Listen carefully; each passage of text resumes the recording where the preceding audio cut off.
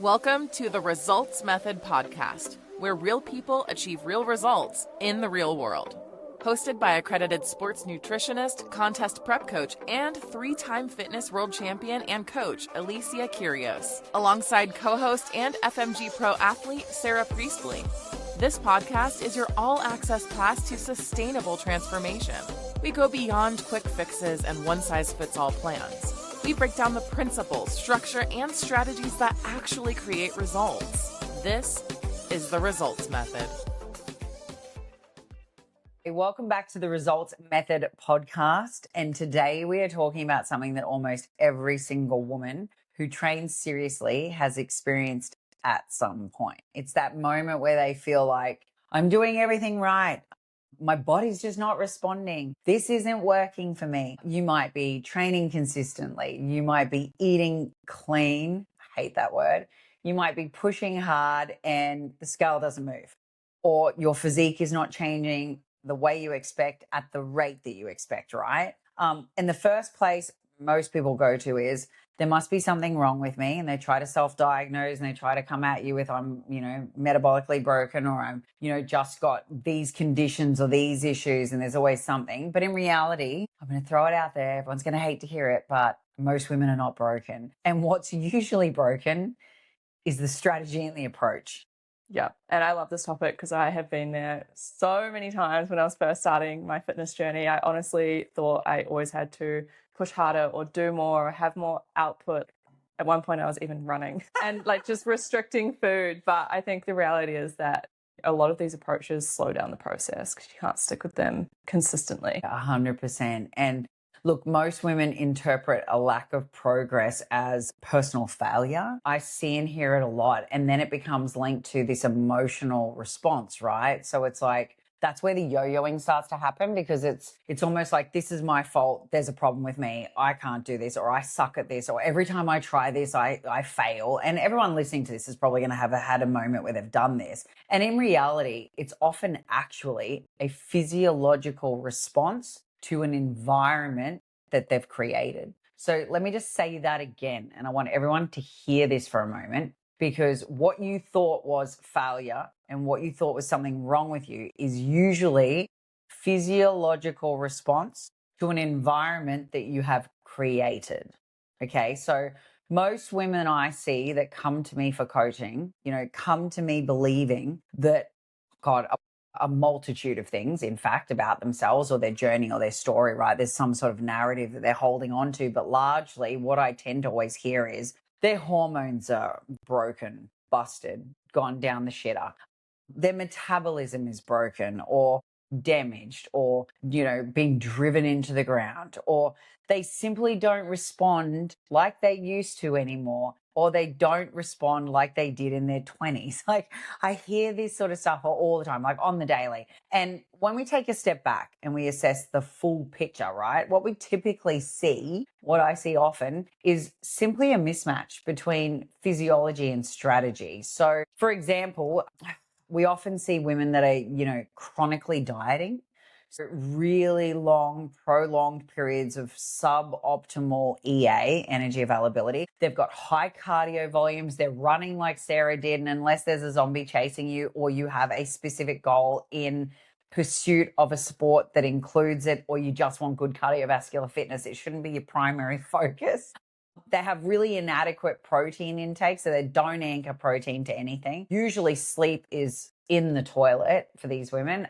And there's a lot of psychological stress. So they're usually chasing crazy, kids around the house. Sometimes it's single parents with multiple jobs. I see all of it. And when we actually combine all that long laundry list that I just went through, the body's going to adapt exactly as it's designed to. So what I always talk about is this concept of adaptation, not dysfunction. And I think it's something that most people, are not quite aware of. And I know we had lots of conversations about this, Sarah, at the start, where it's like, okay, we really did dial down in on some of these habit areas, because when the body has to protect itself against prolonged energy deficits and or this, chronic yo-yoing that people do, it starts to sense energy scarcity. So it's going to move into a survival mechanism, right?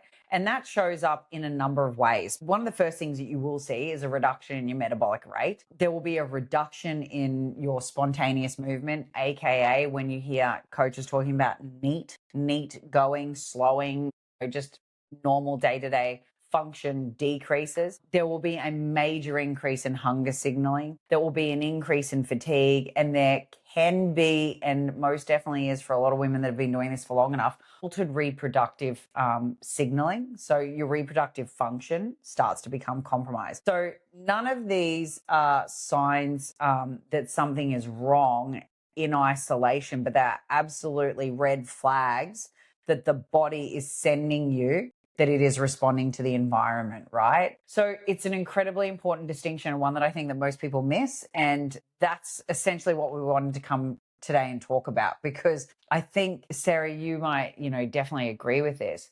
The more we can remove the language people apply, and especially women, to themselves in their fitness journeys, and replace it with a deeper level of knowledge about the, science and what's happening, but also the way they converse with themselves, I feel like 90% of women would become unstuck. I completely agree with that. And I think I can relate to that too. Like when I was in university and I was trying to start going to the gym, I would just go on the cardio machines. I would go in the morning, I'd study, I'd go to lectures, and then I would go on the cardio machines again at night, because that's all I really knew how to do. And I thought that doing more would equal fat loss and my physique would change. But instead, I feel like I ended up just looking skinny fat, and I was hungry all the time, and I wasn't fueling, and I didn't know why my body wasn't responding when all these girls on social media were getting these results. And I think, it was frustrating because I just felt like I was failing the whole time, but I was putting all this work in. Yeah, and that's exactly what it looks like. And I know for you too, you had periods where it was affecting your skin and your hair and cognitive function and everything. Like this is obviously way, way, way back when you were definitely the early stages of your fitness journey. But for most people listening at home, they're gonna remember a period where that was a thing for them, right? Yeah. Because for most people it is. And I guess, when we mentioned earlier that chronic dieting and the chronic low EA, one of the things I see a lot of is women that come to me and they've got digestive issues. And you will hear this all the time, people going, I'm intolerant to this, or this. And when I eat this, or this, I get bloating. Or it's, I must have this condition, that condition, or that condition. And my first thing is always, okay, have you had a specialist diagnose you? And a lot of the times it's no, I just have these things. And I'm like, cool, okay. But you've been chronically dieting with very low energy availability for a very long period of time. And what most people don't understand is that low energy availability itself creates GI motility issues and gut issues. And it will present itself often as bloating, distension, all of those things that they think are related or linked to bread or rice or all of the things. Then they start removing things and, oh my God, it's just this big knock-on effect, right? So what even is energy availability? For everyone at home, energy availability is essentially the calories remaining after exercise, right? So the way I want you to think about it is the energy remaining for physiological function. So you think all of the systems that need to operate and do all of the things in the body after exercise expenditure has been accounted for. So it has been extensively documented in female athletes and physique competitors that low EA has massive downward and upward stream side effects and really crap negative outcomes for individuals. So when most people think about fat loss, they think it in terms of calorie deficits, right? But in sports science, we often refer to, and we will frame it through the lens of energy availability. And that's where you and I talk about it all the way through a prep process, right? So interesting. Had you even heard of it before you came and started working with me? I hadn't. No, not until we started discussing it in check-ins. And I can actually remember the moment when I was like, what is EA? Like, what is this thing that you're referring to? I had never heard of it anywhere else. And I don't see many people talking about it, to be fair. No, and neither do I. And I think that's quite a scary thing, because energy availability is obviously when we are assessing at any point in time, there's certain thresholds you don't want to go below the research is pretty clear that anything underneath 30 kcals per kilogram fat-free mass is where problems start to arise, right? So we always have prep trajectories and pathways, and at all points we're assessing and analyzing where that metric sits so that we're basically keeping Sarah protected and supported in her metabolic processes, in her recovery, in her immune function, in her hormone regulation, despite being at very low levels of body fat and in a deficit phase. And we're keeping cognitive function online and also, reproductive health in check. So that remaining energy, when it becomes too low after energy expenditure has been accounted for, pretty much has you downregulate all of those physiological processes that I just mentioned. So that's a scary place to be in, right? So what we see is changes in the resting metabolic rate. We see changes in the thyroid function. We see suppression of the reproductive hormones. We see increased fatigue, reduced training performance. Overall, you just feel like shit. It's probably the long and the short of it, right? And we commonly see this observed in athletes, and especially during prolonged aggressive dieting phases. And that's why, we have a phase of aggressive dieting. It's short, it's in and out. It's when you've got the highest levels of body fat, and then we move into less aggressive, right? So what's important here is that low energy availability can occur even when someone isn't intentionally dieting. This is the other thing. So someone could be training really hard. Someone could be doing stupid high step counts. I've got a couple of clients that are serial overtrainers, orthorexias, and I've got to pull them back on output all the time. They're consuming really high calories, but that doesn't mean, though, that they are not in low EA or at risk of. Because if we think about it, it's after the exercise expenditure has been accounted for. If that exercise expenditure is through the roof, that doesn't mean that this is sufficient intake anymore, right? So they may unknowingly be putting themselves in this state, and I've had that happen a lot. You, I think, in the past would have definitely done that at periods with your sports because you were a sporto, and even with your equestrian stuff, you would have had it. Yeah. You've had periods. Yeah, for sure. definitely had periods where obviously I didn't understand at all what EA was, and I wasn't fueling properly, and I just would have no energy, no strength. Like I said, getting like skinny fat, like not building muscle, not recovering, just feeling sore all the time. And I would think there's like other things going on. I would think there's something else causing these issues and not assume that it's the dieting or not fueling enough. Yeah. And to be honest, when we start seeing all of these things happen, you start to see fat loss slowing down, right? But performance drops and you start to feel worse overall. And I hear people talking about this, like, I'm doing everything right and I'm freaking killing myself and I'm not getting anywhere. And it's because they've just downregulated all of these systems and functions, right? And so they think then what you just said, if I just push harder, if I just restrict a little more, I'm going to get a better result. When people come to me, the scary thing they've got to get their head around, because if they present like this, and I get this very frequently, my first conversation is, cool, now we got to restore adequate energy availability first, which means you're not going to go deeper in a deficit with me. No, we're actually going to reverse diet you and get you to a point where we can restore what the, baselines look like, get your physiological functions back online, and then we can look at doing this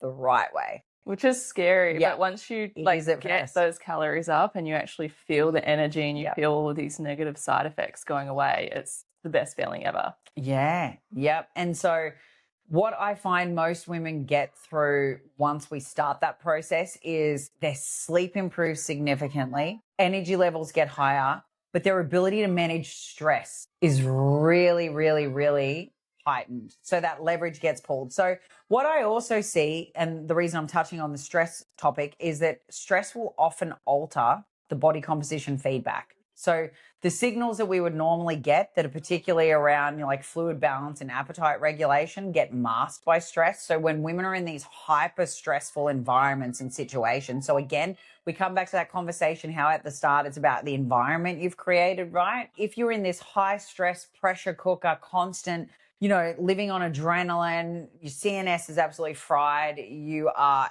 anxious all the time, those, position and that environment will basically keep you in a state where scales are constantly fluctuating. You're constantly craving the sweet stuff. Your hunger signals are completely screwed. and your ability to tap back into what the body needs is really, really hard, right? So another piece of the puzzle that we see that gets ignored always is stress physiology. And when people hear the word stress, they automatically think, oh, it's purely psychological, but it is so not. The conversation I have with athletes and with my clients is, think about stress like the glass of water sitting in front of Sarah, right? You stress, which is a good level of stress, which we all have in our life, has us sitting here with a glass half full. We then go and take things like training, steps, kids, home life, work, and we throw more shit into the cup. Now, the trick is in life, we want to be able to balance the level of the rising water and not let it overflow, right? But oftentimes what happens is we get sleep deprived, we've got aggressive calorie restriction, we've got a situation where we've got excessive training volume, then add on psychological pressure of relationships, family,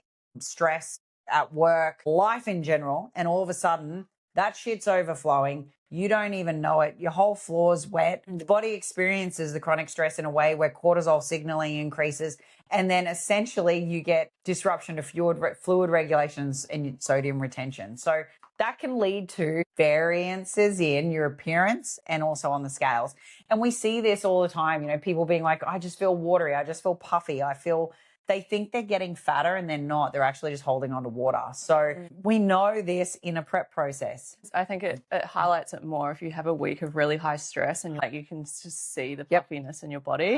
As soon as you de-stress, have a good night's sleep and relax, you see it all gone. And tell me how many times you've seen an athlete looking incredible on social media 2 to 3 to 6 weeks out, and then all of a sudden you get backstage with them and you're like, whoa. Yeah, they don't look like the same. What happened? Yeah. I think she filtered her stuff. And then I go, no, she didn't filter it. What's happened is she's gotten stressed in peak week and hasn't managed the stress. And so you can really see it when the more conditioned you are, you really see it because it turns up like the visuals are it's so pronounced, right?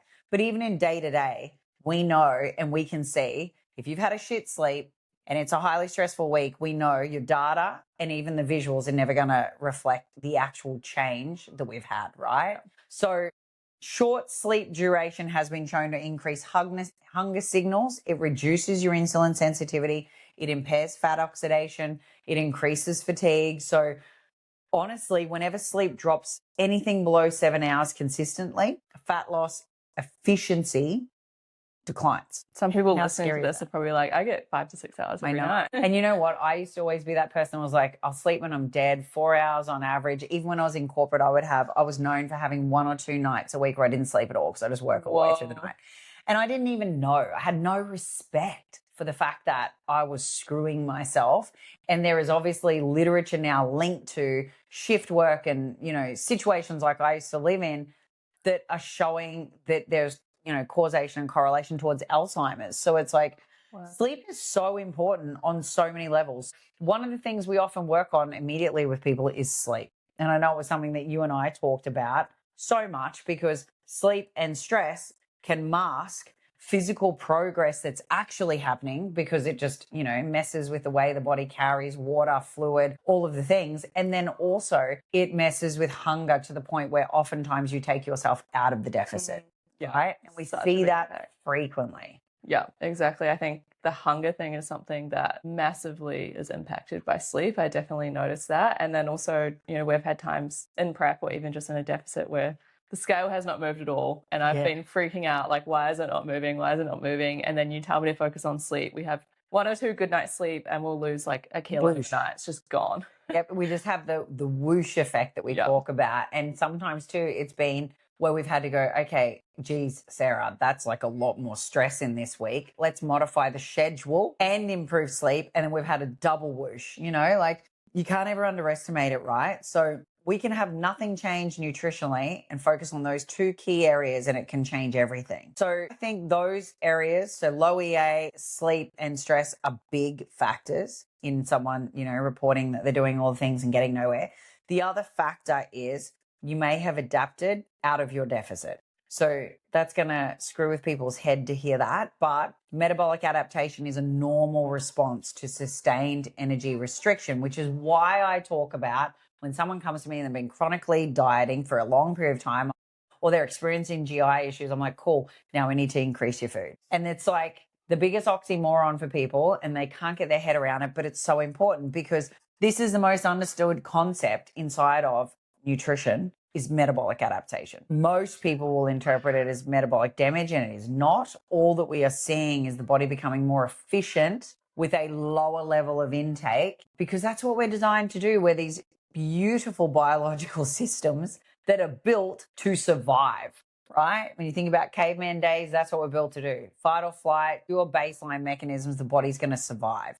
And it's going to do that by finding the easiest way to function on the lowest caloric intake during periods of famine. Which is pretty cool when you think of it like that, and very cool that you can shift it the other way as well. 100%. Increase it. Yep, we can reverse it like that. And it's reversed through having more food. Our resting metabolic rate is going to decrease, and so does our resting heart rate. We see that. So these things happen over time, and energy intake, when it drops for long periods of time, create several adaptations, right? So one of the first things we see is resting metabolic rate. We also see the resting heart rate. We also see, NEAT, so that spontaneous movement. So where we're like, I'm talking with hand gestures all the time right now because I'm Shamu and well fed and nourished because I'm feeding someone else. So I don't have that issue where I'm not. And you watch Sarah, and Sarah's barely moved the entire session. That's a great example. She's on next to no calories almost coming into stage. But this is a great, you can visually see the difference between us. I've got a lot of energy. You're a little bit flatter. And it's just what happens, right? So what does this mean? This means that the same caloric intake, even when we have a deficit calculated, the same caloric intake over time becomes less of a deficit because those metabolic needs have slowed. So if they've slowed down, the expenditure rate, and if we use it like a budget, the amount of money we got to throw at that thing reduces. So you all of a sudden have excess money in your bank account, aka we've gone from a deficit towards a maintenance really quickly. And let me just throw this out there. If your deficit at 1200 kcals is now your maintenance, you got problems, people. So this is where plateaus occur, and it's honestly just the body adjusting to its environment. And this is the mistake people make because they panic and they're like, cool, let's slash more calories. Let's increase cardio. Let's absolutely flog ourselves because we cannot respect ourselves. Some days it's like that, right? So it's a compounding effect though, and the problem just becomes larger, and the problem increases higher stress, less resilience to stress, and higher deficits or higher, more critically low energy availability, okay? Now, with that comes massive side effects and some really negative ones that could be with you for a while, because you turn off your reproductive function for a systemic period of time, and it could take you years to turn it back on. And for a lot of women listening to this, where they've been chronically dieting for most of their 20s, leading into their 30s, and they want to think about having kids, well, you might not be as simple as just coming off your birth control and falling pregnant in 6 months. You might be taking 2 years because you've actually affected your HPA axis, and you've actually affected the way that the brain is signaling to your ovaries, right? Yeah, I think people don't realize that bigger impact that all of this could have. And the time frame, the lag time that might come from increasing the food, and the rebound you might have in that process too, which most people don't get. But yeah, I think see this all the time. You see that in the competing world as well. Like, it's pretty scary. Some competitors, what they're doing, whether it's based on their coach's advice or they're just doing it themselves, is they don't have the drops, they slash calories, they increase output 100%. When it's all these other things that are going on. 100%. We've had so many check-ins where nothing's moved, like weight hasn't moved, we've adjusted something else, and then we've actually had a drop and had changes. And I think that one of the things we've shown repeatedly with you is how powerful those phases and that strategic approach that we take to the whole year. We don't just go, cool, we want to get abs by this time. We look at the whole year and we periodize and we strategize your phases. So you don't ever have prolonged chronic dieting phases, and we have diet breaks periodically throughout all of your dieting phases. But then we also have these really beautiful time frames spent in recomposition or building. And that's where we are constantly restoring and building your metabolic, capacity and baseline. And we're spending most of the year there. Yeah. And, look, maybe share with people just how infrequent our cuts are compared to over the last 6 years, the build phases, because they've been... Yeah, all of our build phases have been, I think the shortest has been 12 months. Most of them are 18 months to 2 years. And then we're doing a cut for 5 months. Yeah, and then sometimes 6 if we take that little bit longer of a taper, but it's predominantly 5. Yeah. And you're right. It's most of our time spent where we should be. And it allows you to have those periods of complete restoration, both physiologically, mentally, emotionally, and also it brings about, when we come into the next stage for cut, far easier prep, a better cut phase on higher calories, doing less, preserving more muscle. You notice it every single prep. Yeah, every time it gets easier and we're eating more food. So the other thing that I see is that fat loss is strongly influenced by training stimulus, right? And muscle retention, which is what we just touched on. Every prep we get to preserve more muscle. And so every time a woman goes through a reverse and then a build and then a cut phase, it should progressively end with more muscle and a better process, right? So another factor that I often see is the type of training being performed is often overlooked. So people are dieting, primarily doing cardio or circuit style training, thinking that the higher the intensity, the bigger the sweat rate, the more body fat being lost. And that whole concept that sweat is just fat dying cracks me up. I remember seeing that on Pinterest. But it is still a thing. And I'd like to say, no, it's really not the only variable here, people. So look, muscle mass is the most metabolically expensive tissue in the body. You really should strive to build as much of it as possible, because then when you do diet and reveal what you've got, you're going to feel better about what's left. You're not just going to be skinny fat, but not only that, it supports a higher metabolic rate, meaning you can have more calories and be leaner. It increases your strength, which gives you longevity and quality of life and less likely to break a hip at 60 and die within a year. It increases your nutrient partitioning, meaning those carbs we talked about, you get to enjoy them without any, negative side effect. Look, it just improves your overall physique quality, right? So without resistance training, without weight training, without sufficient stimulus, the body has little reason to preserve muscle during weight loss. So you want to be prioritizing the gym first, people, is the long-winded summary of that. Weights over cardio primarily. And that's not to say cardio is bad and you should remove it, because it's not. And you can absolutely blend it into what you do, yes, but you should be feeling for it. But progressive overload is such an important, part of a well-designed fat loss phase.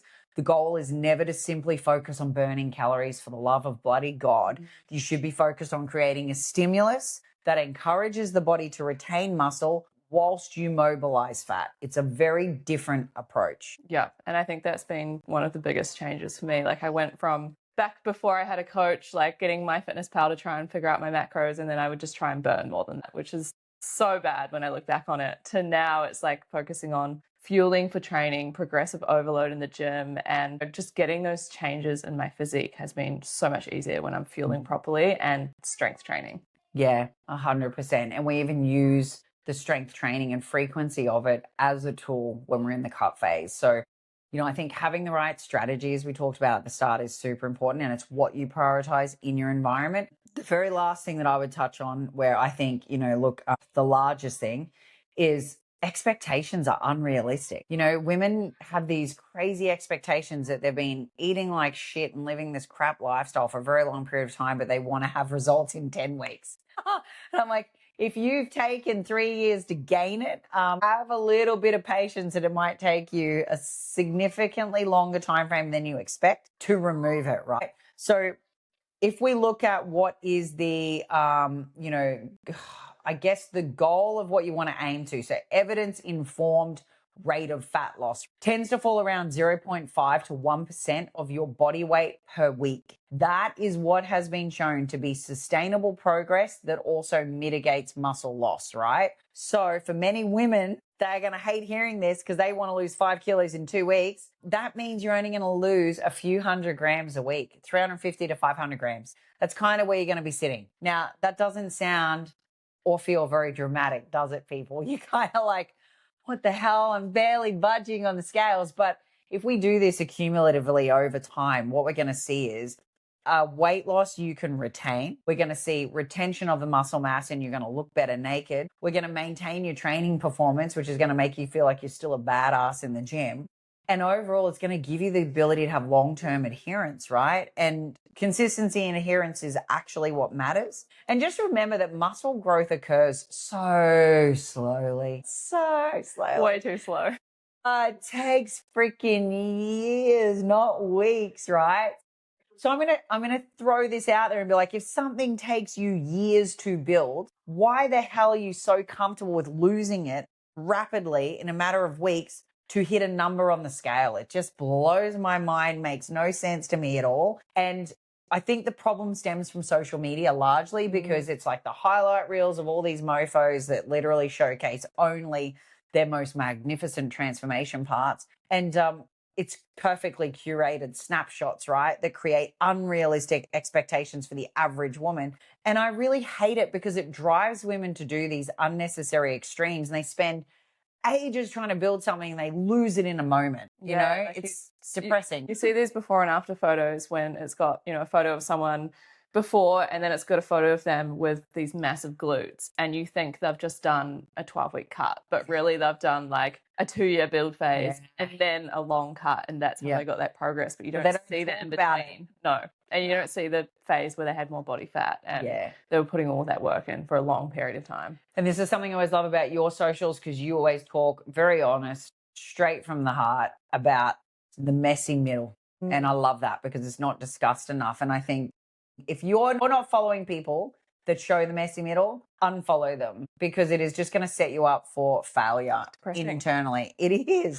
And so, look, I think what we follow anyway inside of the results method, which may help some of the listeners, is we get an honest intake audit, right? So firstly, get a very honest, clear picture about what you're actually consuming, how much you're consuming, what your food looks like. Secondly, if you know that this is insufficient, then you need to work at restoring calories, right? Especially if you've been chronically restricted or yo-yo dieting for a long period of time. Stop driving your shit into the ground. Restore it. Then you want to focus on progressive overload. That needs to be a primary focus first and foremost. Then you can bring in any kind of cardiovascular stuff that you makes, you feel better mentally. You need to anchor everything around protein. There needs to be at least, look, I would be saying 1.8 to 2.2 grams per kilogram, but at least 1.6, right? Don't go under that. You need to sleep 7 hours. Even if it's broken, like I'm newborn mum and I am still chasing 7 hours, but in broken blocks. And I've just adjusted when I go to sleep to make it happen. And you need to have strategic diet breaks and periods where you are not dieting at all. I would argue that the majority of your year should be spent at maintenance or higher calories, and a shorter space in time should be spent in deficits, for the love of God. Periodization matters. Yes. And you feel so much better when you're in those phases of like adequate fueling. And I think all of that you just said as well in terms of the framework just comes down to trusting that process, like having the right guidance, trusting that process, and then layering on those habits that help you hit that protocol. Beautiful. I agree so fully. And I think, look, it's got to be less about this restriction and less about this, cycling. And it's got to be more about understanding that your body is adaptive. When progress stalls, it is not a sign that you are broken. You are never broken. It's just feedback, right? Think about your environment. Take stock of what we've talked about. Are you doing these common traps that we've, highlighted? And then question, is my strategy currently aligned to what I want? Is it capable of getting me there, or does it need adjusting? That's pretty much it. Yep. And I think just being kind to yourself and your body as well, because like your body's literally just trying to help you survive at the end of the day. It's not working against you. It's like we're in a famine. You got to stop all of this other stuff that's unnecessary. So look, if this episode resonated, share it with someone who needs to hear the message, because I'm sure you probably all know at least a dozen women in your life that do. So many women are blaming themselves and or their metabolism when the real issue is simply what they've been taught and what they've been exposed to and what they've believed to be true and how they talk to themselves and the environment they put themselves in. That's literally it. So yes, and don't underestimate how much you can change in short space of time. 6 months or a year when you actually commit to that consistently. Yep, 100%. All right, guys. Hopefully you got something good out of the episode. We'd love to hear your comments. And as always, subscribe if you like, share with people that need to hear it, and we will see you next week. Thanks, guys. That's it for today's episode of the Results Method podcast. If you found value, make sure you subscribe, leave a review, and share it with someone who's ready to level up.